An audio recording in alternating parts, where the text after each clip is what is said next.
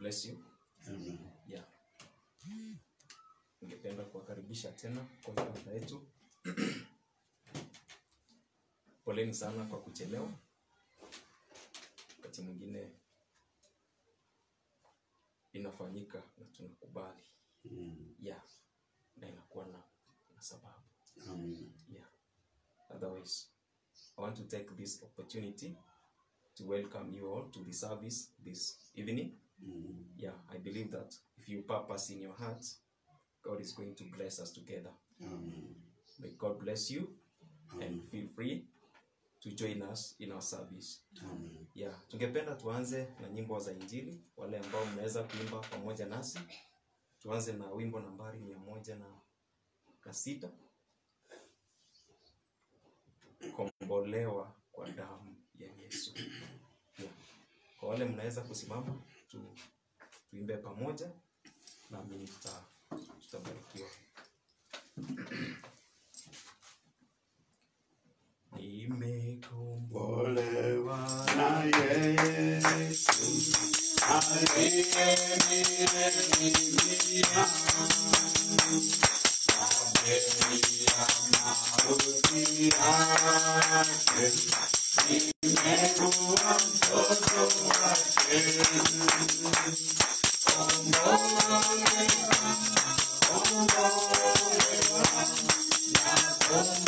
Kombolewa na damu ya Yesu, kombolewa,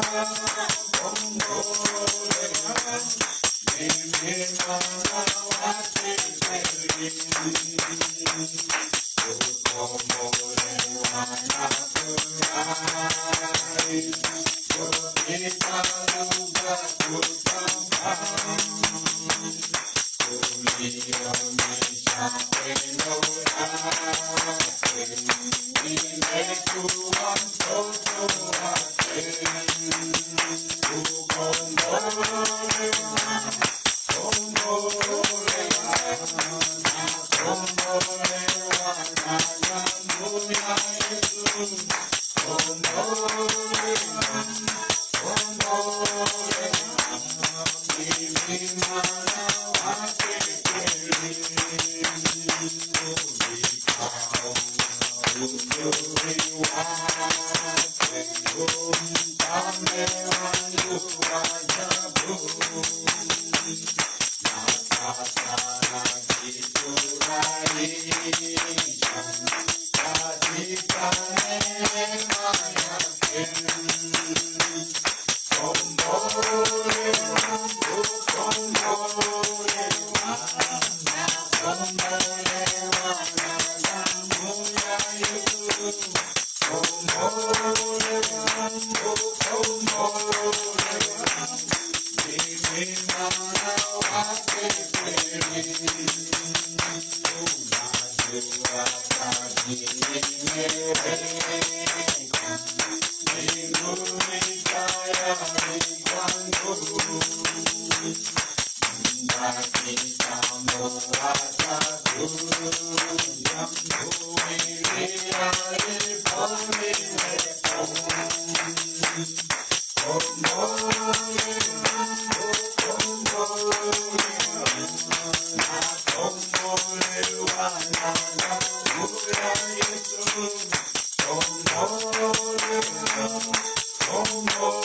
kombolewa, mimi mwana wake kweli. Unajua kazi nimeweka, mbinguni tayari kwangu,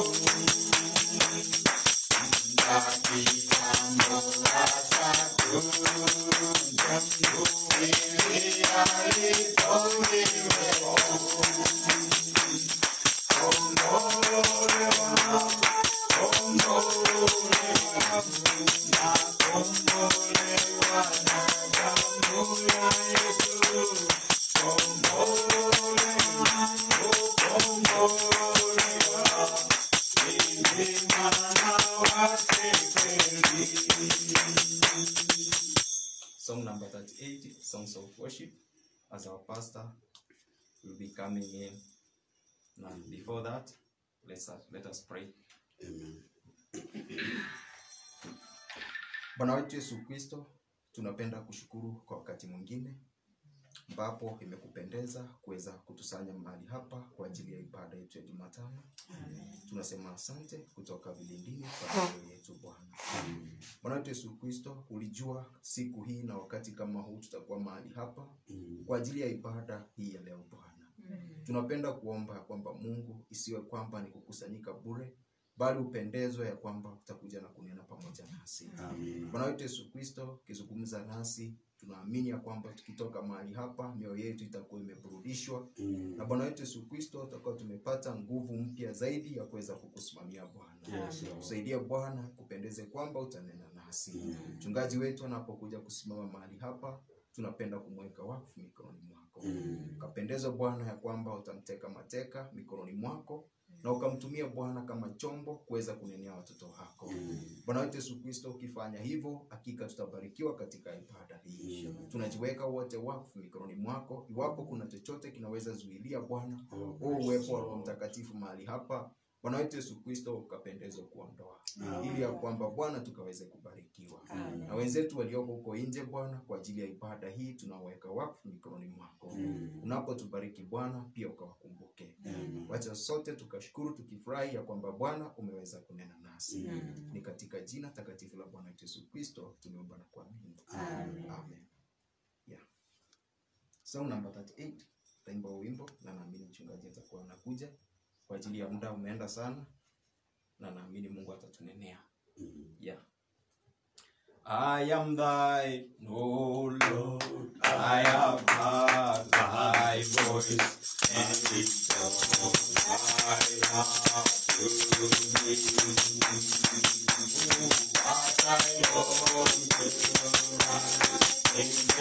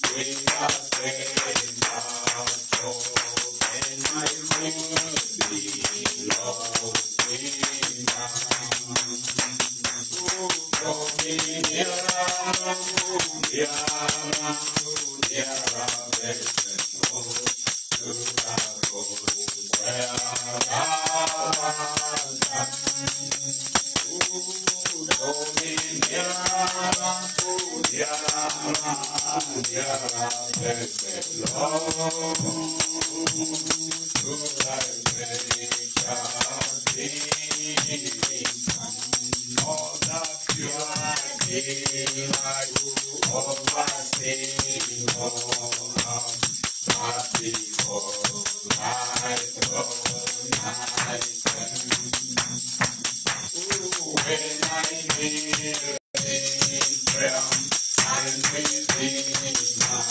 because I don't do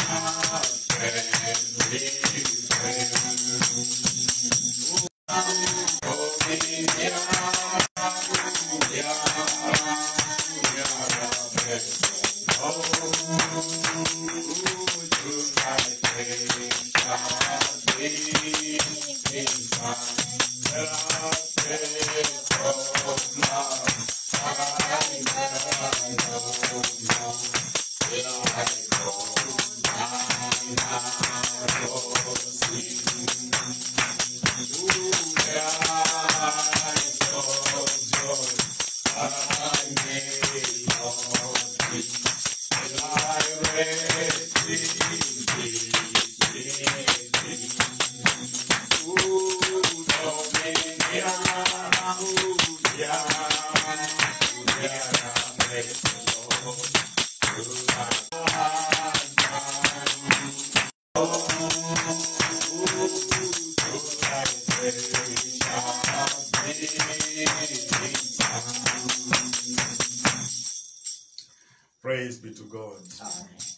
Amen. I want to thank the Lord Jesus Christ once again for giving us the opportunity to be together in this little service. Amen. Blessed be the name of the Lord. Amen. Acha tuombe. Bwana wetu Yesu Kristo, tunakushukuru tunapokuja Bwana kusalamisha maisha yetu mikononi mwako. Kama tu vile Bwana tumeimba, tunatamani Bwana tukasongeshwe karibu na wewe zaidi na zaidi kuliko wakati mwingine wao wote, kwa sababu Bwana wetu Yesu Kristo tunajua Mungu katika ishara na matukio ya ulimwengu. Bwana wetu Yesu Kristo, kila mtu mwaminio na asiyeamini wetu kwamba kuna jambo ambalo Bwana linapaswa kufanyika, jambo ambalo Bwana wetu Kristo halina budi kutendeka hivi karibuni, kwa sababu Bwana wetu Kristo tunaona ulimwengu ukiwa katika ulevi mwingi sana. Tunaona ulimwengu ukiwa Bwana katika matetemeko, na tunaelewa kwamba ulimwengu unajua, anajua Bwana wetu Kristo kwamba kuna kitu cha kipekee ambacho kinapaswa kufanyika. Na hicho si kitu kingine bali ni kunyakuliwa kwa kanisa lako, bibi harusi wako uliyemkomboa kwa damu yako. Bwana, jambo ambalo tunangojea sasa hivi Bwana wetu Yesu Kristo, ambao tuna shauku Bwana, ni kunyakuliwa kwa takatifu. Kunyakuliwa nyumbani kwa ambao Bwana Yesu Kristo alisema hawataonja mauti, bali watachukuliwa nyumbani kama Enoko aliyochukuliwa Bwana wetu. Tuna matumaini Bwana Yesu Kristo kwamba muda si mrefu kuanzia sasa Bwana Mungu wetu utatenda hilo jambo. Baada ya hapo tunajua kitakachofuata ni dhiki kuu, mateso Bwana na huzuni na vilio. Bwana, ulimwengu utakumbwa na mambo ambayo hawajawahi kuona Bwana wetu Yesu Kristo, magonjwa na kila namna ya mambo mabaya, mauaji na kila kitu vitafanyika Bwana wetu, kwa sababu neema yako itakuwa imeondolewa hapa duniani. Leo hii Bwana, ulimwengu na amani na utulivu, kwa sababu watoto wako, kanisa lako liko hapa Bwana wetu. Lakini kishatolewa, kwa sababu macho yako tu kwa watoto wako. Macho yako hayafunguliwi kwa mtu mwingine awaye yote Bwana, bali kwa wale walio wako. Ukishawaondoa hapa duniani, unafunga macho yako na kukunja mikono yako Bwana wetu Yesu Kristo, na ulimwengu utapitia katika hali gumu ambayo hawajawahi kuona tangu ulimwengu umbwe Bwana wetu. Tusaidie Bwana, tuandae, tutayarishe. Tumechelewa Bwana wetu Yesu Kristo, na kuomba Bwana kwa rehema zako tusaidie na uweze kutubariki Mungu wetu. Asante Bwana wetu, nitumie tu kama chombo Bwana jioni hii kwa dakika chache hizi Bwana, ukanene kitu ambacho kitatusaidia Mungu wetu. Ni katika jina pendo la Bwana na Mwokozi wetu Yesu Kristo tumeomba. Amen. Amen. Nawakaribisha katika jina la Bwana na Mwokozi wetu Yesu Kristo. Bwana wetu abarikiwe sana. Kuna sehemu kidogo ambayo inahusika sana na jambo ambalo tumekuwa tukizungumzia. Na mnajua ujumbe wetu tangu sasa karibu miezi miwili na kitu umekuwa kwamba huwezi kumfanyia kazi shetani na upate mshahara kutoka kwa Mungu. Bwana wetu abarikiwe sana. Kumaanisha lazima kuna kuhesabu gharama, kuna kulipia kwa katika kutembea na Bwana wetu Yesu Kristo. Ningependa tusome katika Timotheo wa pili, 2 Timothy, 2 Timothy chapter 3 from verse 1. 2 Timothy chapter 3 from verse 1. Tauliza ndugu Gift atusomee kwa Kiswahili. Timotheo wa pili mlango wa 3 mstari wa 1. Lakini ufahamu neno hili, ya kuwa siku za mwisho utakuwa nyakati za hatari. Maana watu watakuwa wenye kujipenda wenyewe, wenye kupenda fedha, wenye kujisifu, wenye kiburi, wenye kutukana, wasiotii wazazi wao, wasio na shukran, wasio safi, wasiopenda wakwao, wasiotaka kufanya suluhu, wasingiziaji, wasiojizuia, wakali, wasiopenda mema, wasaliti, wakaidi, wenye kujivuna, wapendao anasa kuliko kumpenda Mungu, wenye mfano wa utauwa, lakini wakikana nguvu zake, hao nao ujiepushe nao. Bwana wetu abarikiwe sana. Amen. Tusome katika Ufunuo mlango wa 3, kwa sababu haya maandiko yana uhusiano, yanashikana. Ufunuo mlango wa 3, tutasoma kuanzia mstari wa 14. Na kwa malaika wa kanisa lililoko Laodikia andika: haya ndiyo anenayo yeye aliye Amina, shahidi aliye mwaminifu na wa kweli, mwanzo wa kuumba Mungu. Na yajua matendo yako, ya kuwa hu baridi wala hu moto. Ingekuwa heri kama ungekuwa baridi au moto. Basi kwa sababu una uvuguvugu, wala hu baridi wala moto, nitakutapika utoke katika kinywa changu. Kwa kuwa wasema, mimi ni tajiri, nimejitajirisha, wala sina haja ya kitu. Nawe hujui ya kuwa wewe mnyonge na mwenye mashaka, na maskini na kipofu na uchi.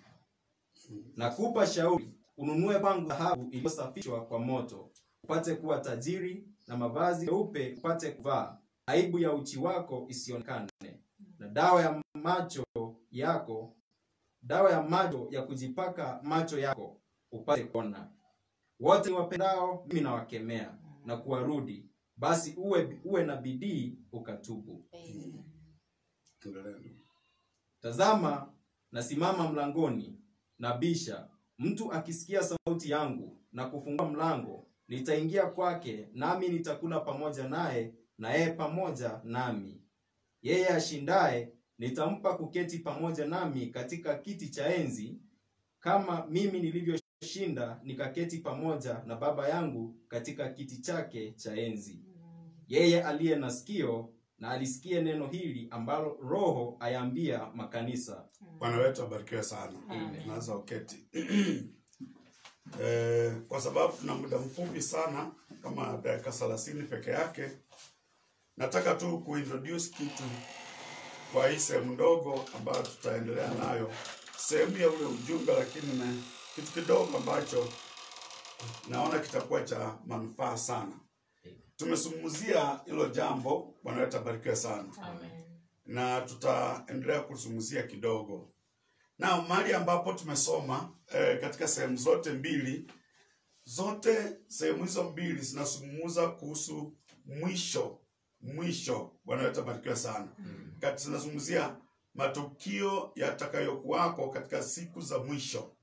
Matukio ambayo yatakuwako katika siku za mwisho. Blessed be the name of the Lord.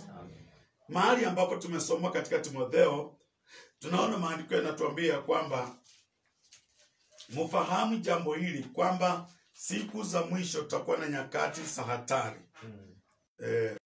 You still need. Okay. Tutakuwa na nyakati za hatari. Now, hii hatari haizungumzii majambazi, haizungumzii corona, haizungumzii ukimwi, haizungumzii vita vya ulimwengu. Hapana. Bwana wetu abarikiwe sana. Amen. Hili ni jambo la kiroho. So hii hatari ina uhusiano mkubwa sana na mambo ya kiroho, mambo ya kanisa. Bwana wetu abarikiwe sana. Blessed be the name of the Lord. Ingawa tutaona ni roho ambayo itapamia watu katika siku za mwisho. Na kwa sababu katika ulimwengu tuna aina mbili ya kanisa. Tuna lile kanisa la kweli la Mungu, na kuna lile kanisa la bandia ambalo si la Mungu. Linalojiita kanisa lakini si kanisa la Mungu. So we have the true church. Mahali ambapo tumesoma katika Ufunuo, maandiko yanasema yeye aliye na sikio na asikie kile Roho ayaambia makanisa. Kumaanisha huu ujumbe unakuwa addressed kwa aina mbili ya watu. Hii inakusudia kwa watoto wa Mungu kuwafungua macho yao kuweza kuona neema ya Mungu katika kizazi ambacho wanaishi. Blessed be the name of the Lord. Huu ujumbe maandiko yanaposema yeye aliye na sikio na asikie kile Roho ayaambia makanisa, nimesema kanisa hili la kweli linapokea ujumbe wa Mungu kutoka kwa Mungu. Linapokea ujumbe wa kweli kutoka kwa Mungu. Hili kanisa lisilo la kweli pia linapokea ujumbe wa kweli kutoka kwa Mungu. Si kwamba hili kanisa lisilo la kweli litapokea ujumbe tofauti, hapana.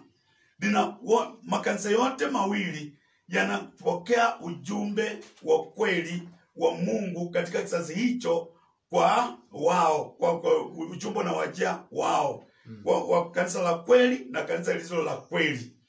Tofauti ni kwamba, Bwana wetu abarikiwe sana.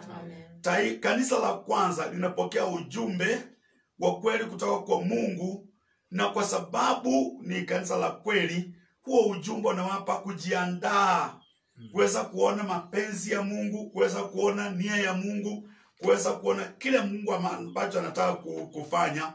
Na Bwana wetu abarikiwe sana. Na kile ambacho wanapaswa kufanya watu wale wa kanisa la kweli. Hili kanisa la uongo watapokea ujumbe huo tu, lakini ndani yao hakuna kitu cha kuwawezesha waishie Mungu.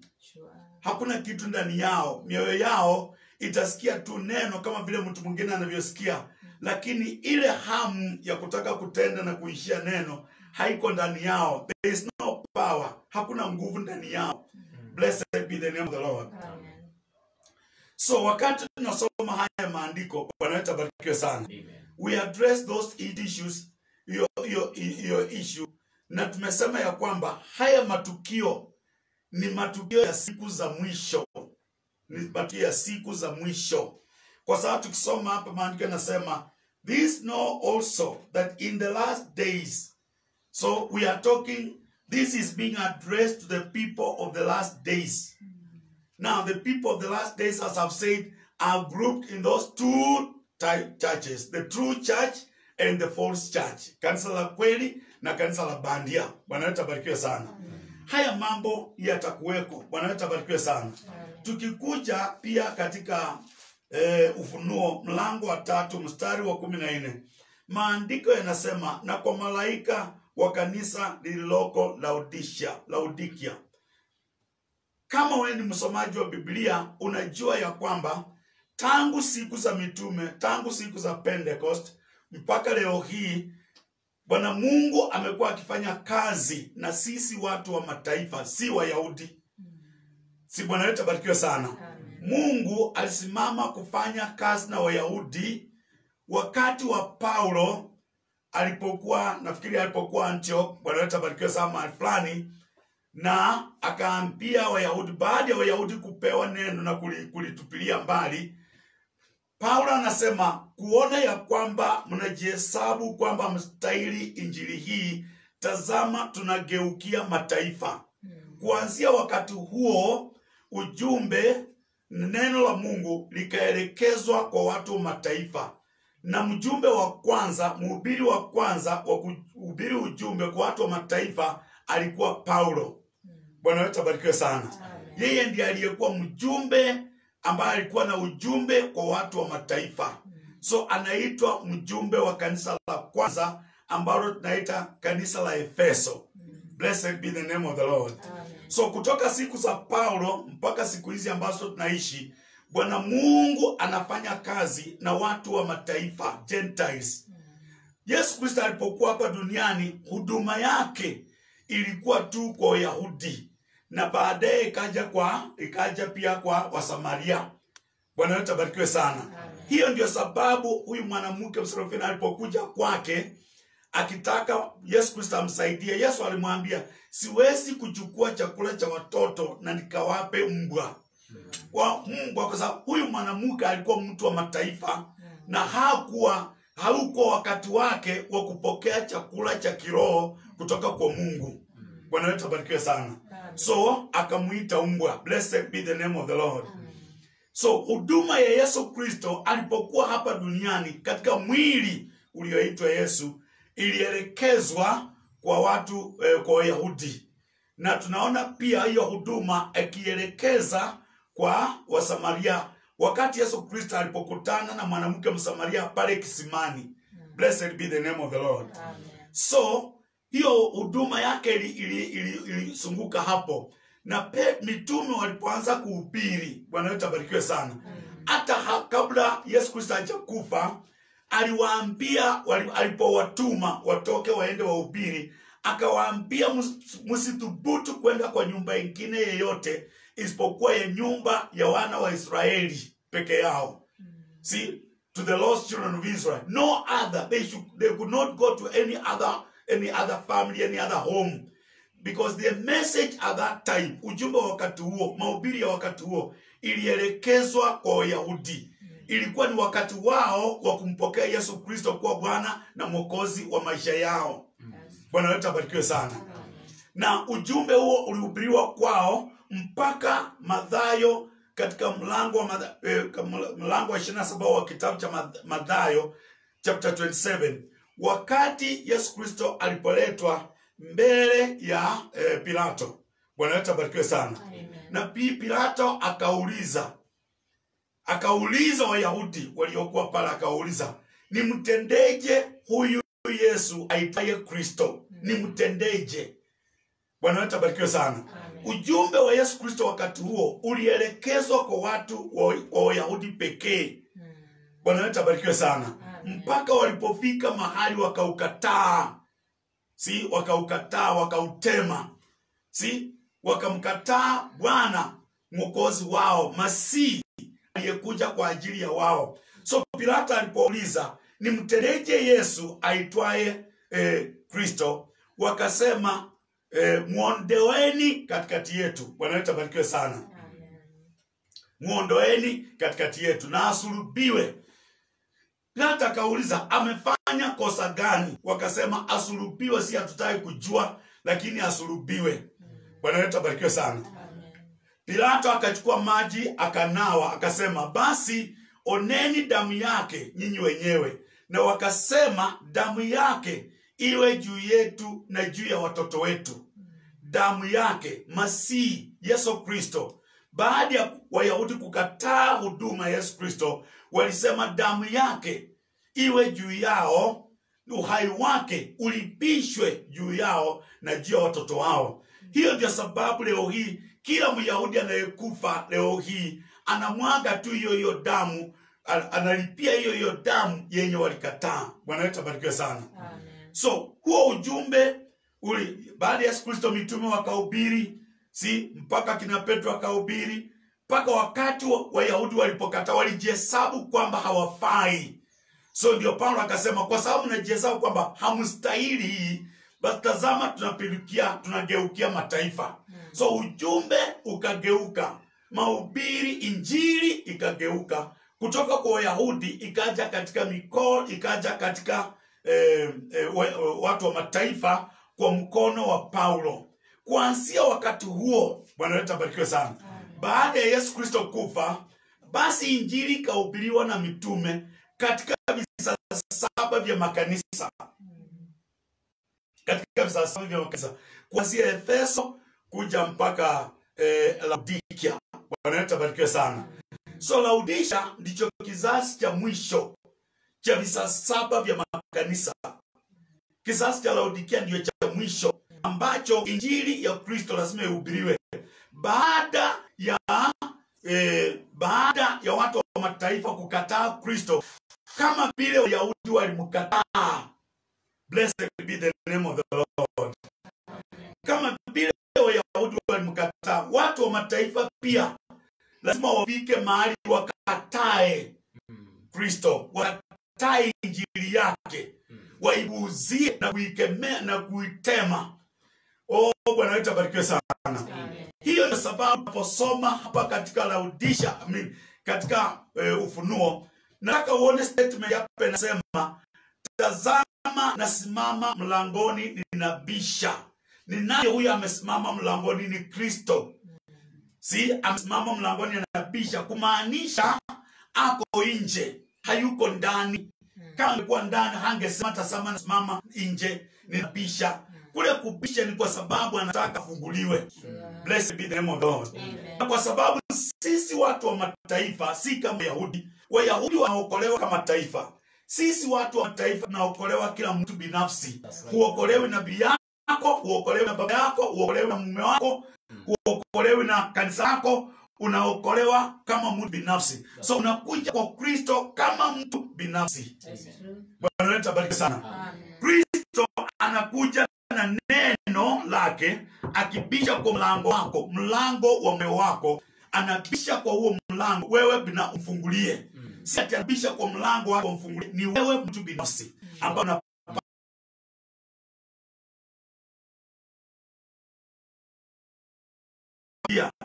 si katika kizazi hiki tumekuwa na ujumbe ambao umehubiriwa na ukahubiriwa mpaka kufikia karibu mwaka wa 63 62 hapo.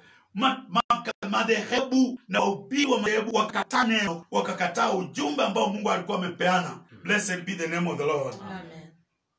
We shall look at that much later. Jina la Bwana libarikiwe sana. Lakini nataka uone ya kwamba haya mambo ambayo tumeyasoma hapa ni ya siku za mwisho. Ni ya siku za mwisho. Blessed be the name of the Lord. Amen. Sasa niko nasumuza kidogo kutoka kwa ile somo ambayo tuko nalo. Tumesema hapo kulipa gharama ya kutembea na Yesu Kristo. Bwana wetu abarikiwe sana. Amen. Ninaendelea tu na hiyo, lakini nimebadilisha, nimesema gharama ya kulipia injili. Gharama ya injili. Kumaanisha injili ina gharama.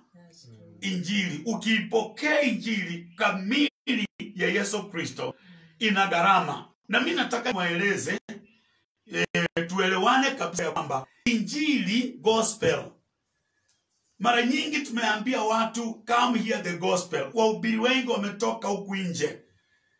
Amina. Nataka niseme statement lakini mtanisamea. Tumekuwa na wahubiri wengi wakuu sana kama kina Billy Graham, kina Oral Roberts, kina Tommy Osborne, kina watu wengi ambao wamehubiri injili, wamezunguka ulimwengu wote. Bwana wetu abarikiwe sana. Kina Bonge na hao watu wote ambao tunaona wakizunguka ulimwengu, si wakihubiri neno. Bwana wetu abarikiwe sana. Nao kila saa imesemekana ya kwamba wanahubiri injili, the gospel. Blessed be the name of the Lord. Amen. Lakini nataka niseme, nikanusha hapa ya kwamba I doubt, na watamutanisamea, nashuku kana kwamba kama wamehubiri injili ya Yesu Kristo. Blessed be the name of the Lord. Amen. Unajua injili ya Yesu Kristo inapaswa kumletea Kristo watu. That's right. Si ni kweli? Amen. Kumaanisha hiyo injili ikihubiriwa kama haileti watu kwa Kristo, si injili. Amina.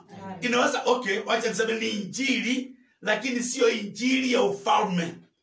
Tofautisha injili na injili ya ufalme.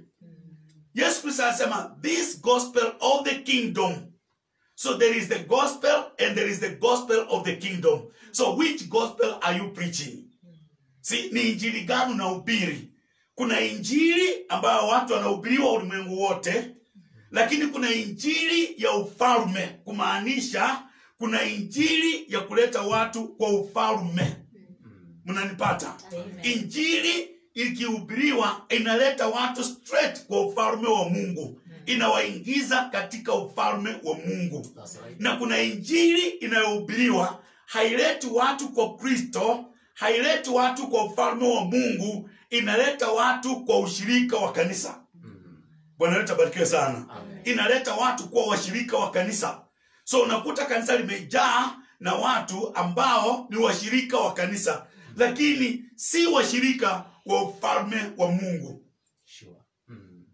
That must be very clear. Blessed be the name of the Lord. Amen. Jesus Christ was very clear. Yesu Kristo alikuwa wazi wazi. Akasema the gospel of the kingdom must be preached to all nations. Lazima ihubiriwe kwa mataifa yote. Ndipo mwisho ukuje. Kumaanisha mwisho hawezi kuja mpaka injili ya ufalme, injili ya ufalme wa Mungu ihubiriwe katika mataifa yote. Kumaanisha ulimwengu wote lazima wafikie kusikia hiyo injili ya ufalme. Blessed be the name of the Lord. But kumbuka hiyo injili ya ufalme inaleta watu kwa ufalme wa Mungu, haileti watu kwa ushirika wa kanisa. Jina la Bwana libarikiwe sana. Amen. Are we together, brethren? Amen. Blessed be the name of the Lord Jesus. Amen. So nataka tuangalie gharama ya hiyo injili. Si? Kwa sababu ndugu na dada, Bwana wetu abarikiwe sana. Injili ina gharama. Si? Ina gharama ambayo lazima kila ulipie ndipo uweze kupokea hiyo injili. Kuna gharama ya kulipia ndio upokee hiyo injili. Jina la Bwana libarikiwe sana. Tuko pamoja wapenzi. Na mahali ambapo tumesoma katika Ufunuo, yeah, I think blessed be the name of the Lord.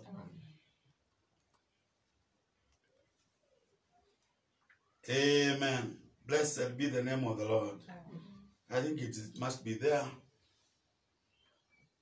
See? Revelation chapter 3. Yeah, Revelation chapter 3, verse 19. As many as I love, I rebuke and I chasten.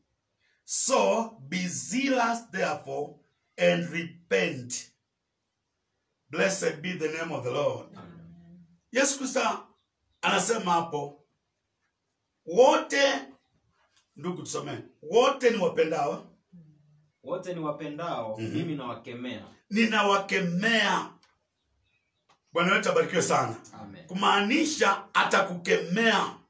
Na kemeo hilo linaleta toba. Sure. Bwana wetu abarikiwe sana. Amen. Na wakemea na kuwarudi. Kwa hivyo fanyeni bidii na kutubu. Does it say like that? Sure. Yeah, rudia hiyo. Basi uwe na bidii ukatubu. Basi uwe na bidii na ukatubu. Blessed be the name of the Lord. Amen. This is this church, this Laodicean church age.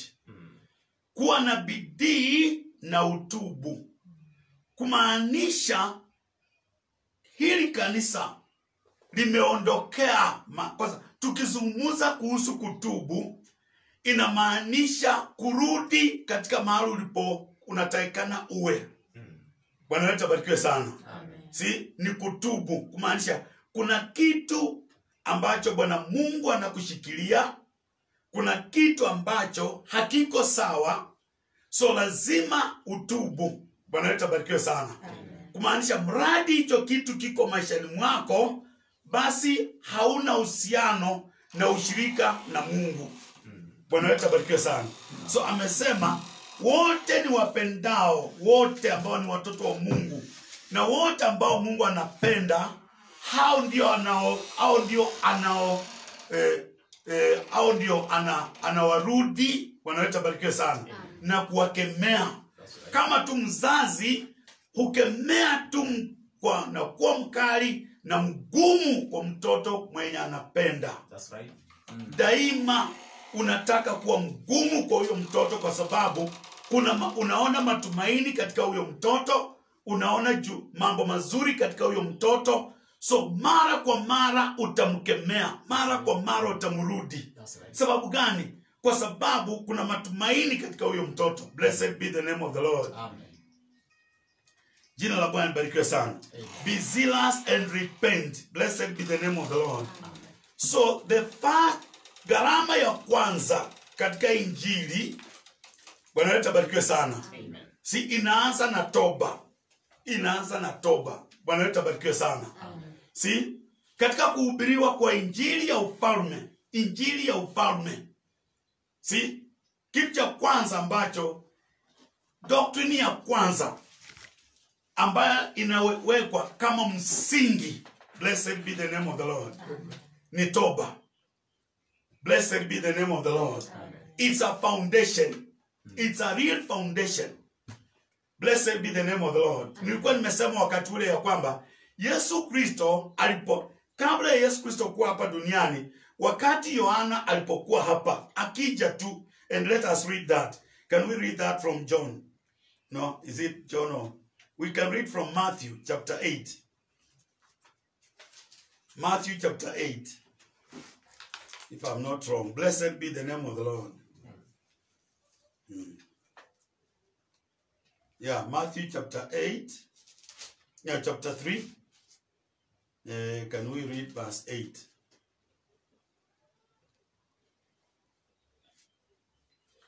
Anzia mstari wa 7 ndugu.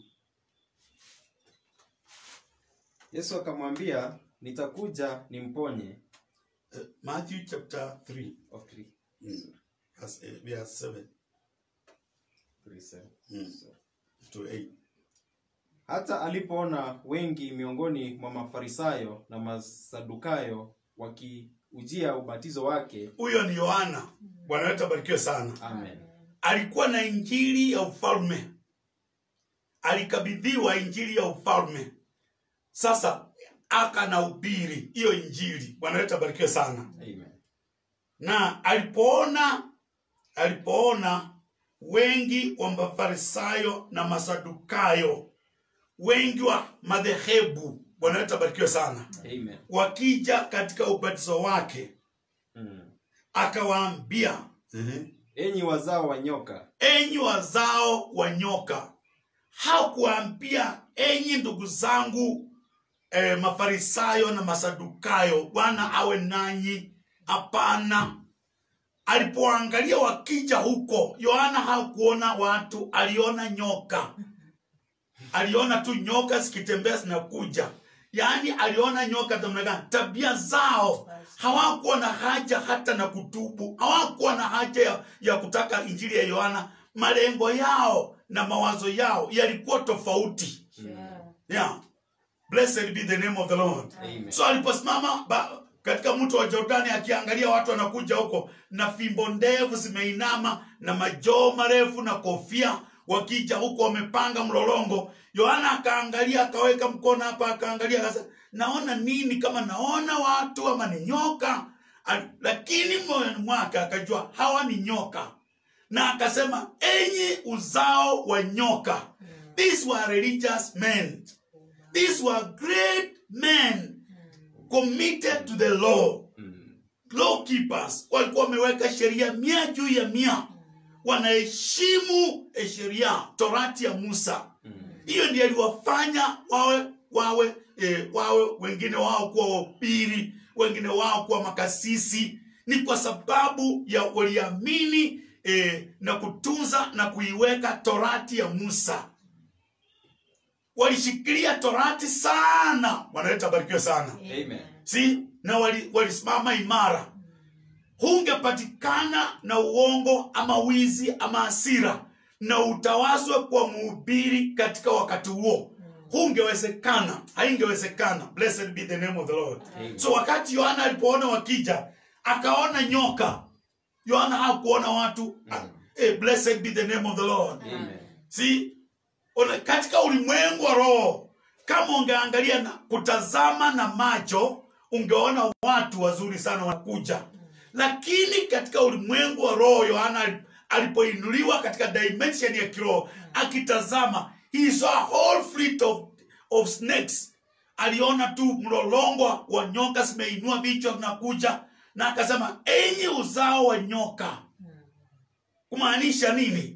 Rudi katika bustani mwa Edeni. Rudi Eden. Bwana, hawa ni watoto wa nani? Wa uko nyuma Kaini huko. Hawa ni watoto wa Kaini. Bwana wetu abarikiwe sana. Amen. Watoto wa shetani, kwa sababu nyoka ndiye aliyedanganya hawa. So nyoka akapanda mbegu yake katika mwanamke, katika uzao wa wanadamu. Watu wakazaliwa wana miili ya wanadamu, lakini kabisa tabia yao ilikuwa ni nyoka, kwa sababu ilibidi wachukue damu ya baba yao. Praise glory to God. Amen. Ilibidi wachukue damu hiyo. So aliposema enyi uzao, hakusema enyi nyoka.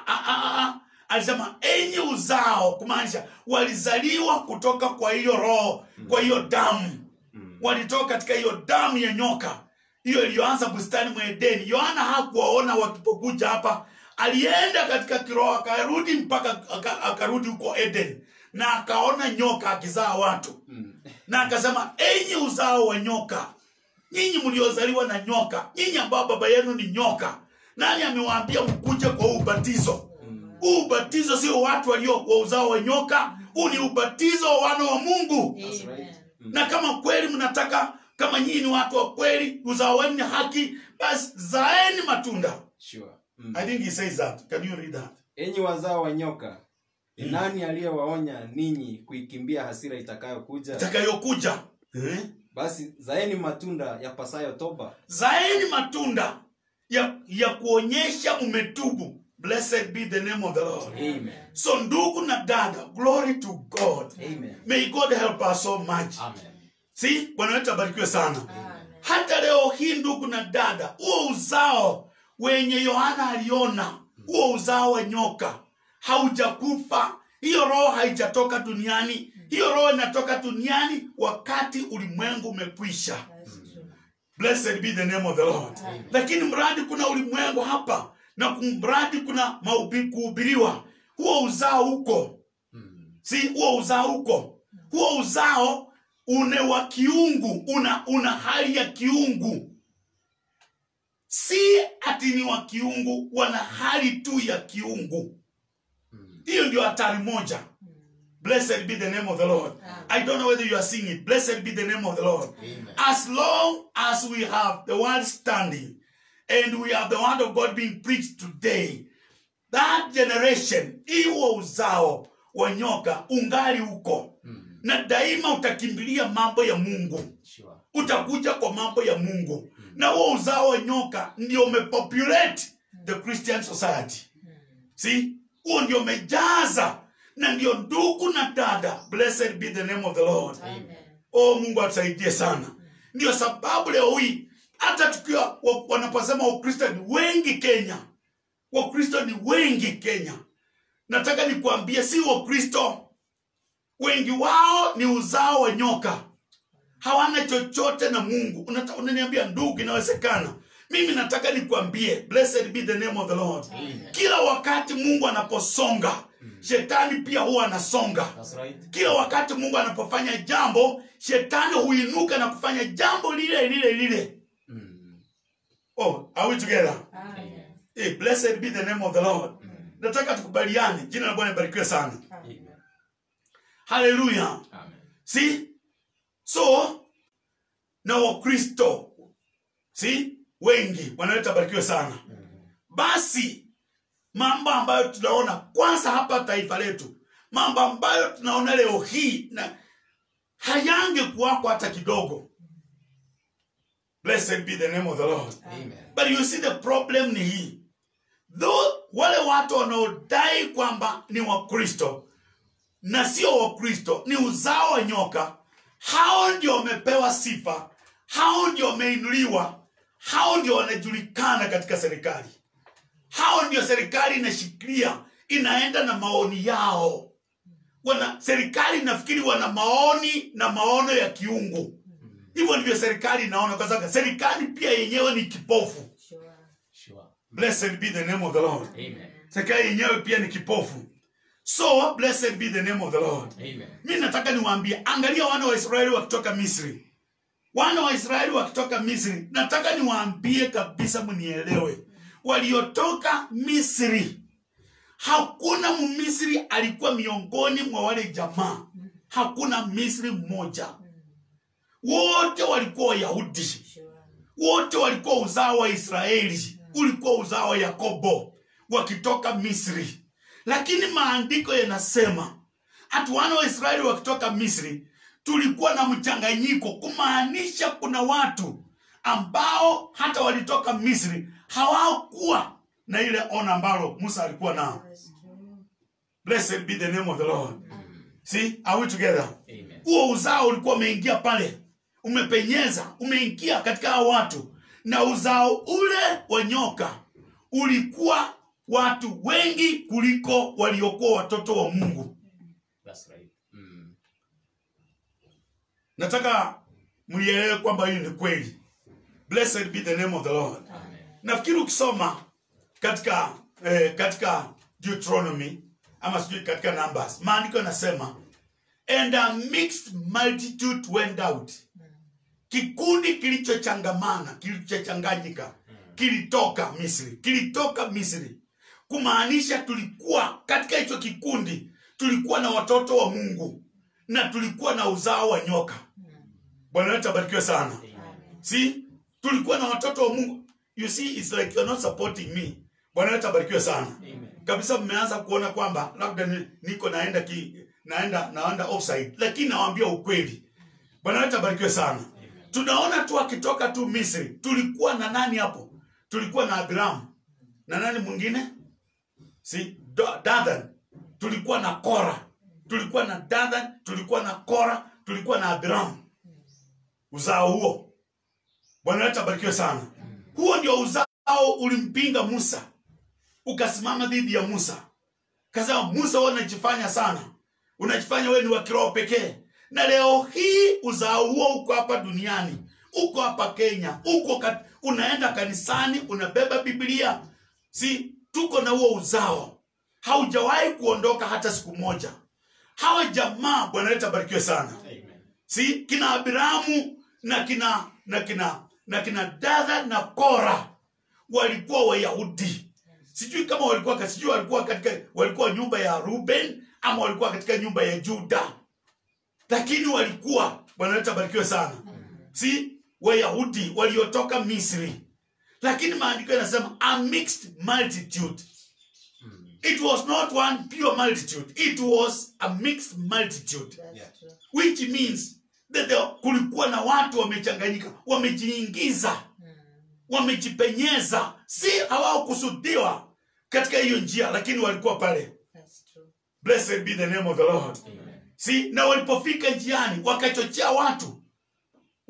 Kuonyesha haukuwa uzao wa Mungu. Walichochea watu mpaka watu wakainuka dhidi ya Musa. Wakasema wewe Musa unajifanya sana. Wewe unataka kuonyesha wewe ndiye Mungu anaongea peke yake. Unataka kuonyesha sijui nini na nini. Wakaenda katika udhaifu wa Musa. After all tunajua wewe sijui ulifanya nini. Tunajua uliua Misri, tunajua ulioa vibaya, tulijua ulifanya sijui nini. Kama vile leo hii madhehebu yanafanya tu wakati Mungu ameinua ujumbe wake. Na kuinua mjumbe.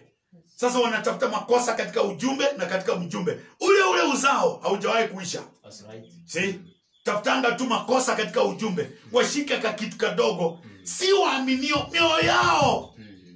Si waaminio. Ndio maandiko yanasema na wale walio na masikio wasikie kile Mungu aliambia makanisa. Kuna kanisa la kweli na kuna kanisa la bandia.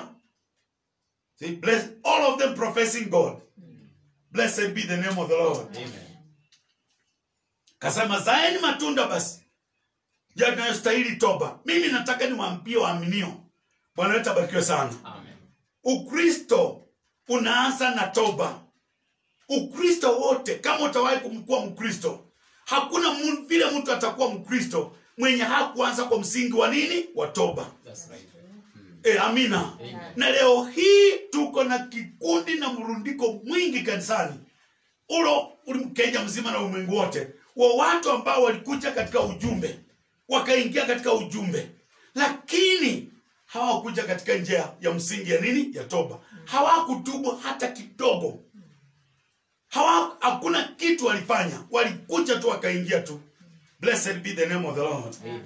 Let me tell you something. Blessed be the name of the Lord. Amen. Are we together, brethren? See? Nimesema hivi. Repentance is a first principle of the doctrine of Christ. Toba ndio principle ya kwanza. Sijui principle tunaiweka namna gani? Is the first principle. Yani kama kuna kitu cha kutanguliza katika Ukristiano, kitu kinachopenyeza kichwa kwanza, kinacholeta kichwa kwanza, nikionyeshe kichwa unapoanza Ukristiano, kitu kinachotangulia ni toba. Blessed be the name of the Lord. Amen. Na nataka tutasumuza hapo sana. Ni toba ndugu. Blessed be the name of the Lord. Injili ya Yohana ilianza hivyo. Kama vile tumesoma hapa. Aliwaambia kitu cha kwanza, aliwaambia wenye walikuwa wanakuja ubatizo. Kila mtu aliyekuja katika ubatizo wa Yohana, injili ya kwanza aliyokutana nayo ni kwamba atubu. Na si kutubu peke yake. Baada ya kutubu, tupe matunda ya kuonyesha kwamba ulitubu. And that's where the trouble is. That's why we have problems in the church. See, blessed be the name of the Lord. Can you produce fruits? Because repentance is a tree. Repentance is a fruit tree. Toba ni mti. Toba ni mti wa matunda. Toba ni mti ulio wa matunda. Kwa hivyo ukija, kama unakuja kutubu, basi tuonyeshe matunda. Zaa matunda sasa. Blessed be the name of the Lord. Zaa matunda sasa ya kuonyesha kwamba ulitubu. Zaa matunda. Are we together, brethren? Amen. Glory to God. Amen. Are we together? I'm saying this statement. Repentance is a first principle of the doctrine of Christ. The first doctrine. Blessed be the name of the Lord. Real repentance is a divider. That's right. Glory be to God. Amen. Amina. Amen. Napenda hiyo statement. Na nataka tusome katika Luka. Hiyo simu iko wapi? What time? Just tell me the time. It's okay. Luka 12. Luka 12. Nataka tusome mstari wa 49.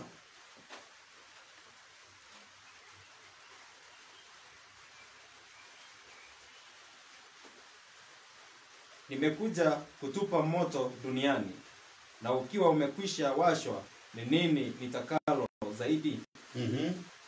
Blessed be the name of the Lord. Amen. Tuko pamoja. Ati nimekuja. Ni nani huyu anaongea?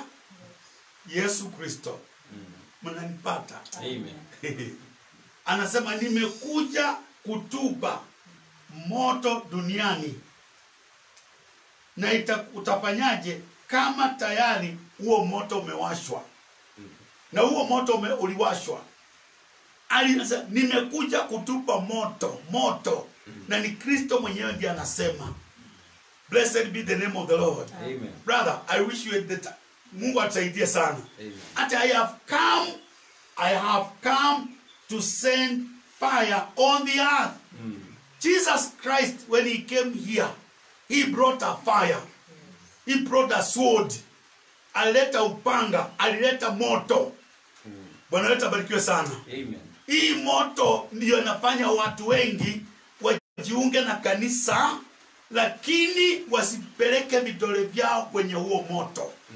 Wasongee karibu na huo moto. Wanataka wawe kanisani, lakini huo moto uwe mbali. Bwana wetu abarikiwe sana. Na anasema na je, kama nimeuwasha tayari, kumaanisha nimekuja kuleta moto na tayari nimeuwasha huo moto. Jina la Bwana libarikiwe sana. Tuko pamoja. Amen. Blessed be the name of the Lord. Amen. I brought a fire. So nimesema ya kwamba repentance is the first principle. Real repentance is a divider. Bwana wetu abarikiwe sana. Toba ya kweli inatenganisha. Bwana wetu abarikiwe sana. Now, wakati Yesu Kristo anapokuita ukuje kwake. Blessed be the name of the Lord.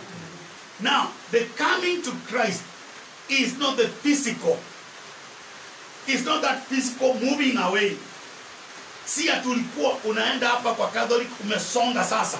Umetoka hapo, atunajua sasa me am separated. Hapana.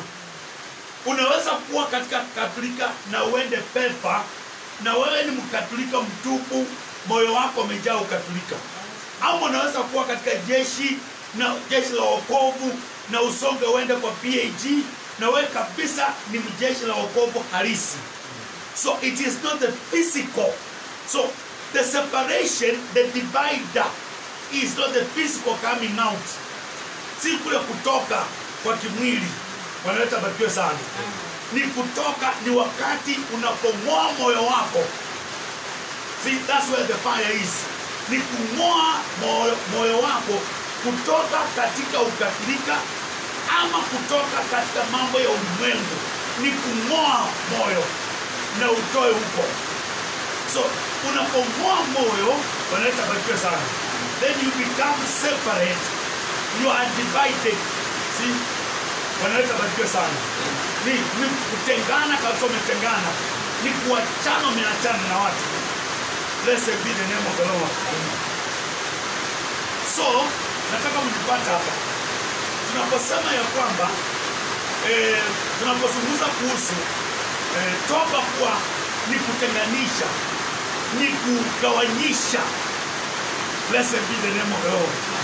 Ni wakati Mungu anapomwita mwaminio, mtu yeyote, wakati Mungu anapomwita, blessed be the name of the Lord, aondoke akuje kwake, Mungu humgawanya na kumtoa kutoka kwa wale watu wengine. Kuna mahali alikuwa na anamtoa pale na kumleta hapa. Blessed be the name of the Lord. That's what we mean. Jina la Bwana libarikiwe sana. See? Hiyo ndio tunamaanisha. That repentance. What takes you out? It is repentance. Ni toba ndiye na kugawanya. Hiyo ndio sababu toba ni kuu sana. Na hakuna vile utakuwa Mkristo kama huwezi kutubu. Haiwezekani. Yeah. Kama wewe hutaki kutubu, basi wachana mambo ya Ukristiano. Ni ngumu sana. Blessed be the name of the Lord.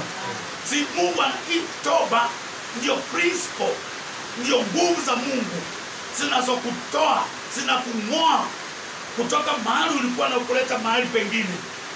Zinang'oa tabia iliyokuwa ndani yako. Ni toba ndiye inayong'oa.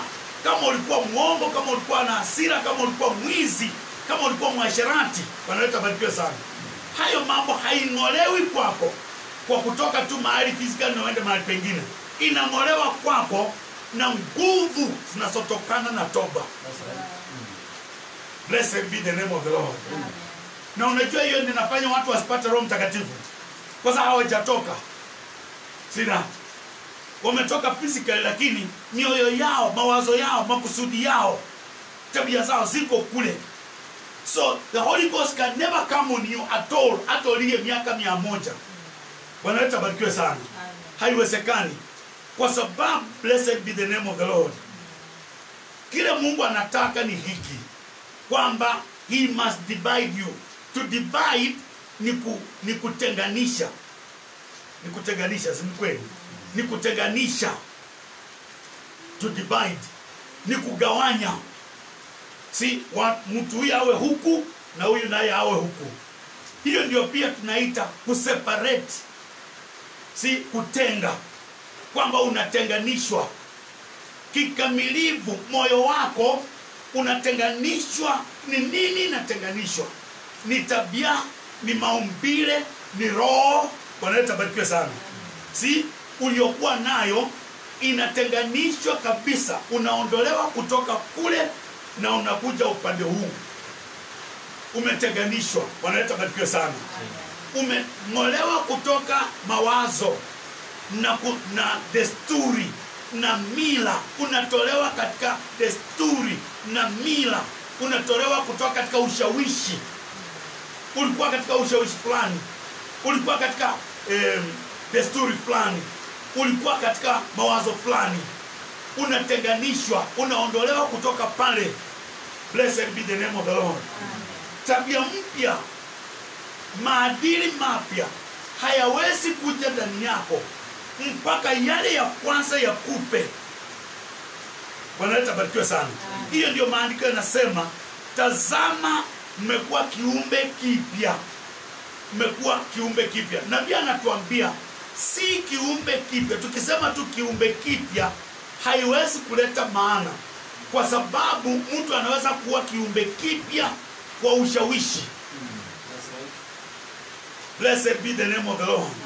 Mtu anaweza kutoka hapo na ajifunze, akuje upande huu na ajifunze tabia ya upande huu na aanze kufanya mambo kama upande huu, lakini wanaleta barikiwe sana, hajatubu. Anaweza kuja upande huu, atoke huko mahali alikuwa kwa ushawishi tu, na akuja aishi maisha ya nayoonekana maisha ya ungu, maisha mazuri. Apende aende kanisani, afanye mambo ya Mungu, afanye vitu vyote. Blessed be the name of the Lord. That is not repentance. Blessed be the name of the Lord. See? So kile kinachokupa tabia mpya, Bwana wetu abarikiwe sana. Ni wakati umetoka katika hiyo tabia nyingine na imeng'olewa ndani yako. Ni kama niko na gari na nikuje ning'oe injini yote niweke kando na nilete injini mpya niweke. So nabii alisema hivi, si atumekuwa kiumbe kipya. Unaweza kuwa kiumbe kipya kwa kujiunga na kikundi na ujifunze tabia ya kikundi hicho. Wakiukuta kwa hicho kikundi una tabia na unafanya mambo kama kikundi hicho. So hiyo wewe umekuwa kiumbe kipya. Lakini hii ni uumbaji. It's not a new creature, it is a new creation. Ni uumbaji. Kumaanisha ule uumbaji wa kwanza umetoka ndani yako. Sasa umepata uumbaji mpya. Umeumbwa upya. Mnanipata kweli? Umeumbwa upya. Bwana wetu abarikiwe sana. Leo hii ukikuta Mkristo mwenye anakuja hapa na apeane maisha yake kwa Yesu Kristo, blessed be the name of the Lord, na akubali Yesu Kristo kuwa Bwana Mwokozi wa maisha yake, na aanze kuishi maisha ya Ukristiano na azae matunda ya Ukristiano, ni uumbaji. Alikuwa mti wa ulimwengu akizaa matunda ya ulimwengu. Bwana wetu abarikiwe sana. Lakini leo hii, Bwana wetu abarikiwe sana, mnanipata kweli? Listen to me, blessed be the name of the Lord. Nikiwa na mtu wa mchungwa hapa, nipande hapa, na huo mtu wa mchungwa uzae machungwa, utazaa machungwa. Blessed be the name of the Lord. Au nina mti wa ndimu hapa, mnanipata? Mti wa ndimu, na nimeweka hapa, nimeupanda hapa. Niking'oa huu mti kutoka hapa, niende nipande huko kwa ndizi, ni mti ule ule tu. Kile ambacho kimefanyika, nimebadilisha tu sehemu. Bwana wetu abarikiwe sana. Nimebadilisha tu sehemu. Lakini ni mti wa mchungwa. Ukipandwa kule, mradi ni mbegu ya machungwa ya ndimu, utazaa tu ndimu hata upeleke wapi. Amina. Lakini sasa hapa tunamaanisha hivi, kama huu mti ni wa mchungwa, wa ndimu, na nataka machungwa, nataka mtu wa mchungwa, nataka matunda ya matunda machungwa, is that right? Lazima tabia na mbegu ya hii mti ubadilishwe. Kama hii mbegu itabaki tu ndimu, hata uipande anywhere, peleka Uganda, peleka Kampala, peleka Tanzania, mradi ni ndimu, ukipanda tu hivi itazaa nini? Ndimu. Lakini kama nataka machungwa, lazima nifanye kitu kwa huu mti, nibadilishe asili yake. Na kubadilisha asili, nabadilisha mbegu. Lazima kitu kifanyike, hiyo mbegu ibadilike. Is that right? Yeah, nibadilishe asili. Blessed be the name of the Lord. Hallelujah. Tulipozaliwa hapa duniani, tulizaliwa na mbegu ya baba. Baba yako alikuzaa, baba yangu alinizaa. Sisi ni mbegu, mimi na wewe ni mbegu ya baba zetu. Bwana wetu abarikiwe sana. Na kwa sababu baba yetu ni wa ulimwengu, sisi ni mbegu ya ulimwengu. Na matunda yote yanayozaa ni ya ulimwengu. Ya ulimwengu. Hata upelekwe Uganda, mradi wewe ni mwanadamu, utazaa mambo ya wanadamu. Hata ukipelekwa Amerika, mradi wewe ni mwanadamu, utazaa mambo ya wanadamu. Bwana wetu abarikiwe sana. Hata utolewe KAG na upelekwe revival, wewe ni mtu tu, mbegu yako ni ile ya ulimwengu, ni asili ya ulimwengu. So changing church does not help you. That's right. Does not change you. Amen. Blessed be the name of the Lord. Hey, are we together? Amen. Hallelujah. Amen. Now, kama tutakuwa na kitu tofauti na wewe, kila ambacho lazima kifanyike is not you changing from one church to another, from one fellowship to another. It is a change of your life, your nature. Ni maumbile yako yabadilishwe. Si ule ubinadamu na maumbile ya ubinadamu na hiyo mbegu ya binadamu itolewe ndani yako. Itolewe kabisa. na mbegu nyingine ipandwe ndani yako. Mnanipata? Mbegu nyingine. Lazima hizi mbegu mbili siwe tofauti moja kutoka kwa nyingine. Blessed be the name of the Lord. Now, let us read the scripture here. Taka nifunge. John chapter 1.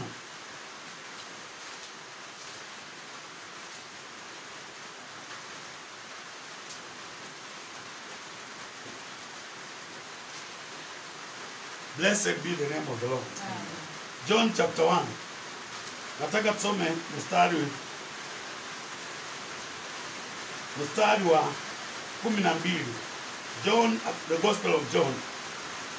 But as many as received him, to them gave he power to become the sons of God, even to them that believe on his name. Which were born not of blood, nor of the will of the flesh, nor of the will of man, but of God. Blessed be the name of the Lord. Amen. See, so there is a new birth. Blessed be the name of the Lord. Amen. There is a new birth. And that birth is what makes you a child of God. You are not born by a man. When you are born by a, unapozaliwa na mtu, ndio sababu ulikuwa na hiyo maumbile, ulikuwa na hiyo tabia. Wanaleta barikiwa sana. Wanaleta barikiwa sana. Sasa, mradi wewe ni mwanadamu, na mbegu ya mwanadamu inakaa ndani yako, wewe ni mtu. Blessed be the name of the Lord. Hakuna vile utazaa mambo ya Mungu. So, maandiko yanasema wote waliompokea, kumaanisha wote waliomkubali. Amina. Amen. Walimkubali nani? Kristo neno. Kwa sababu kianza verse 1 nasema hapo mwanzo palikuwa na neno, naye neno alikuwa kwa Mungu, naye neno alikuwa Mungu. So neno Mungu, wanaleta barikiwa sana. Blessed be the name of the Lord. Ukipokea hilo neno, jina la Bwana barikiwa sana. Ukipokea hilo neno ndio litakupa wewe kuwa mwana wa Mungu. Kwa sababu umepokea neno ndani yako. Umepokea mbegu nyingine. Wale waliozaliwa si kwa mapenzi ya mtu. Yaani hakuna mwanamume na mwanamke alihusika katika wewe kuzaliwa. Hukuzaliwa na damu ya mwanadamu na mbegu ya mwanadamu. Bali ulizaliwa na Mungu. Amen. Na kwa sababu Mungu ni neno, inamaanisha ulizaliwa na nini? Neno. Amen. Hiyo ni neno tofauti. Kama hujazaliwa na neno, ulizaliwa tu na watu. You can do everything here on the face of the earth. Unaweza kufanya mambo yote hapa duniani, lakini wewe ni mtu. Ukikufa unaenda jehanamu, hakuna mahali pengine utaenda. Hata ukae kanisani miaka 1000, hakuna vile utakanyaga mbinguni kwa sababu hukuzaliwa kutoka mbinguni. Wote waliompokea aliwapa uwezo wa kufanyika wana wa Mungu. Wale ambao hawakuzaliwa, hawakuzaliwa na damu gani? Damu ya mtu. Hawakuzaliwa na damu. Sasa kuzaliwa kwa kwanza kwa damu ili kufanya uwe mwanadamu.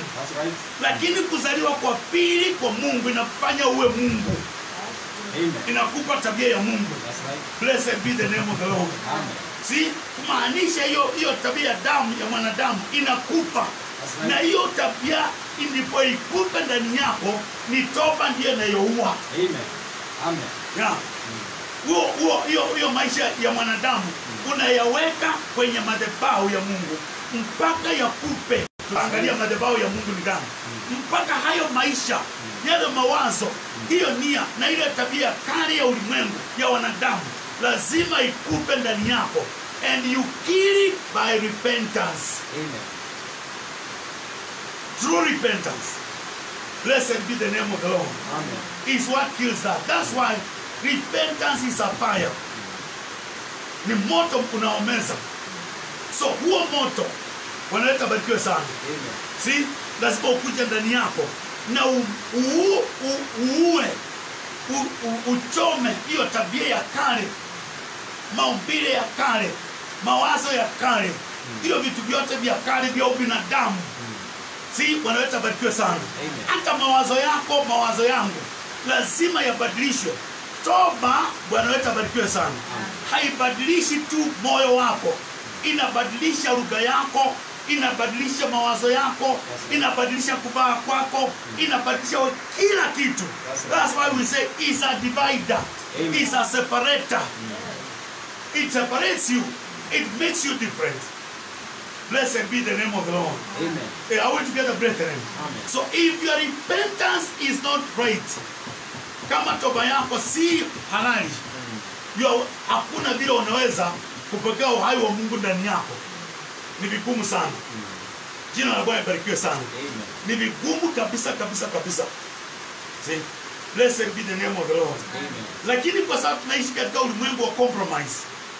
See? Bwana wetu abarikiwe sana. Amen. Kumezaliwa watu duniani.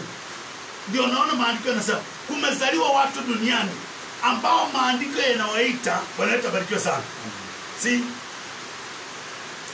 Having a form of godliness, but they don't have the power of God. They don't have the power of God in them. They have just a form. Wana utu tu ya Ukristiano. Kwa sababu wanaenda kanisani, wanalipa fungu la 10, wanafanyia Mungu kazi.